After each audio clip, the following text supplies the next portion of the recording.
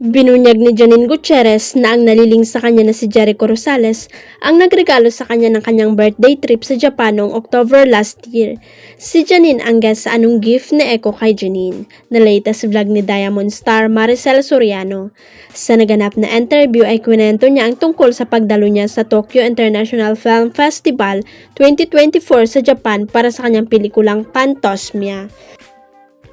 Nagkataon kasing tumapat sa October na birthman ng aktres ang pagdalo niya sa TIFF.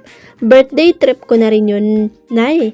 Kasi October ang birthday ko eh. Sakto yung pelikula ko po napunta dun sa Film Fest, so nakapag-attend ako sa Tokyo International Film Fest, sabi ni Janine. Nang tanungin tungkol sa kanyang paglalakbay sa Japan ay dito na niya binahagi ang naging regalo sa kanya ni Echo. Masaya, actually regalo sa akin ni Echo yan, Nay. Revelasyon ni Janine. Sinamahan nga siya ni Echo sa nasabing trip pero kasama rin nila ang mga kaibigan at team ni Janine. Bago yung Tokyo, meron pa pong isang film fest na naimbitan ako pero di ako nakapunta kasi syempre, nagte-taping tayo at priority talaga natin yung Lavender Fields. So sakto ito kasi undas so bakasyon, so na nakapag-attend ako tapos sinamahan niya ako.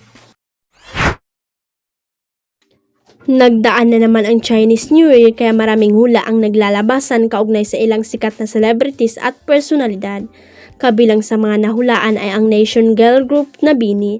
Ayon sa latest showbiz update ng Showbiz Insider na si RG Diaz, kasama si Mama Lui, kwentim ni OG may nakausap siyang manghula at ilan lamang sa mga tinanong niya ay yung kapalaran ng ilang Pinoy pop groups. Una raw niyang itinanong ang SB19 na magiging okay raw ang karera.